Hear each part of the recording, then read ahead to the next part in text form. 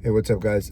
I've been a firefighter for 21 years now. I came from a police background, and I'll tell you straight, one thing that firefighters are not prepared for and do not expect is coming onto a scene and encountering somebody that wants to kill them or do harm to them. And that's exactly what happened this past weekend on June 29th of 2025 in Idaho, where a gunman lured firefighters by setting a wildfire, and when they responded, opened up with a rifle on them, killing 2 and injuring 1 seriously. Now, this is horrifying, but believe it or not, there's about 5 other instances that I found in the last few decades where a gunman used fire as a lure to bring firefighters onto a scene and to then do harm to them. All right, so I got some notes here to detail these other 5 incidents that I found where a gunman lured firefighters with the use of fire, and that is in 2018 in Springfield, Oregon. Lance Taylor Jacobs, 60 years old, set his house on fire to lure first responders in. As first responders arrived, he fired at them with a rifle.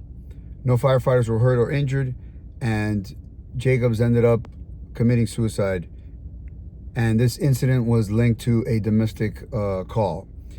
On July of 2010 in Cleveland, Ohio, over several nights, gang members set multiple small fires in vacant lots and buildings.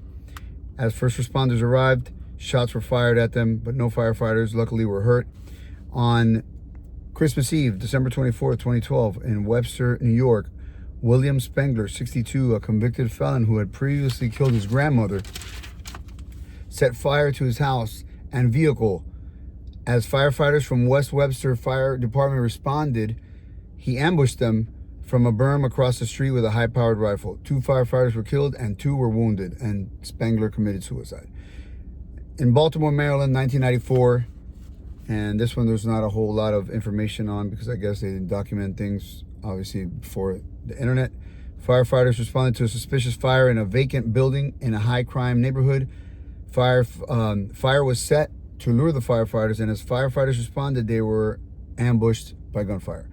1 firefighter sustained minor injuries, right? These traps are rare, but when they hit hard, because that's not what we're responding to, right? When cops go somewhere, they have that in the back of their head that they're showing up on something, and most likely something bad could happen, right? For us, it's we're responding to a fire, and we're putting our bunker gear on while we're en route, unless you're one of these clean cab agencies that wants to get dressed out on the scene, which whatever. And that's what you're focused on, right? Is fire suppression, or if it's a fire rescue department, potentially EMS call, right? But so these big calls that you go on, you're not expecting this, right? And it's actually the routine calls that become very dangerous, because that we call them routine, right? And there's no such thing as a routine call, but when you show up, your situational awareness always has to be there. And that was one thing that, coming from police to fire, that was kind of a culture shock for me. In police, they teach you never to lose sight of your partner when you're inside a house. Never let your partner go to another room with a person. And you see it in fire a lot, right? I would walk in and there would be like a knife on the table. I'd put the knife away, or people getting, obviously it's a razor's edge you're on, because especially if you're a fire rescue and you're providing EMS and patient care, you have to be talking to people, but you should always have your wits about you and seeing what people are doing and their demeanor, right? And I think that, especially with certain laws that are trying to be passed now, like if you take the Austin House Bill 1656, which is a law that wants to have paramedics physically detain people going through a mental health crisis, I think we're going to start seeing even more assaults than what we are already seeing in EMS, right? So there are some stats about fire and EMS injuries and assaults, right? So most recently, and I'm going to refer to my notes here. I got notes because I don't do the teleprompter thing, so I'm just riffing. All right, so most recently, Graham Hoffman, firefighter Graham Hoffman, was stabbed in the chest by a patient while transporting. All right, and this was in Kansas City, if you recall, earlier this year. Hernando County, Florida. All right, this month, last month, June 2025, a patient pulled a gun and chased firefighters and tried to steal their fire truck. Chicago, Illinois, June 2025, firefighter stabbed. Seattle, Washington, since April of 2022, 40 plus assaults on EMS. Vallejo County, 2024, firefighter hit with a rock. Okay, so the big picture is, and there is a report from 2006 that says that 700,000 EMS assaults, right, yearly. There's another one from NAMT that they did in 2019 that talks about the violence and the prevalence of violence against EMS providers. So I'm obviously coupling all of them because you have a lot of fire rescue departments that now not only can be targeted, luring by fire, but also on EMS runs, right? So it's obviously a thing. It's a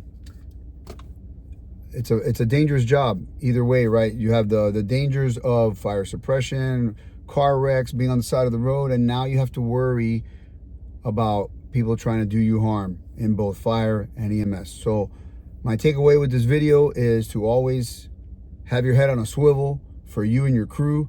Watch people's hands, okay? Because like as a cop, and you know, so when we go on a SWAT call, you know, we go knowing that something bad can happen and we're alert to that.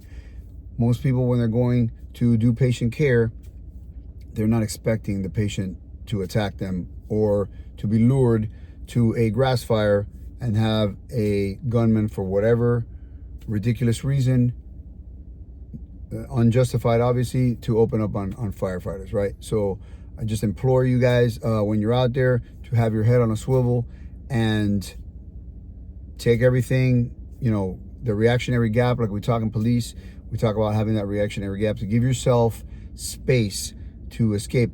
I know there's one of you asked me to talk about EMS carrying firearms, and I'll do a video on that. That's this whole other video. That's a whole other rabbit hole we can go through, right? But reactionary gap, right? Giving yourself space between you and the person, unless obviously you got to treat, and some things you just can't be ready for. But this was a terrible incident, and my heart goes out to the families and the departments and the friends and colleagues, to these firefighters. But when you're out there, just be vigilant and keep your head on a swivel. Keep your situational awareness about you, and remember that not everybody loves us out there, and some people are just, you know, have issues. And till next time, stay frosty, and remember the time chooses you. So peace.